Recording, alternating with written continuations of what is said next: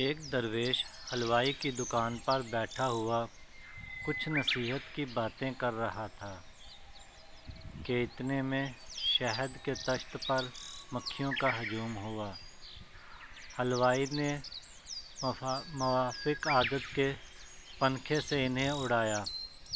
جو کنارے پر تھیں وہ تو اڑ گئیں اور جو شہد میں گھسی ہوئی تھیں وہ وہیں پھنسی رہیں۔ ان بزرگ کو اس مشاہدے سے حال آ گیا۔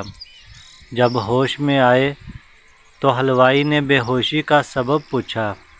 بزرگ نے کہا، اے بھائی، تشت دنیا ہے اور شہد اس کی نعمتیں ہیں، اور مکھیاں دنیا دار جو کنارے پر بیٹھی ہیں وہ فقیر خدا دوست ہیں کہ تھوڑی سی دنیا پر قناعت کرتے ہیں، حرص میں نہیں پھنستے، اور جو شہد کے اندر ہیں وہ حریص لالچی ہیں۔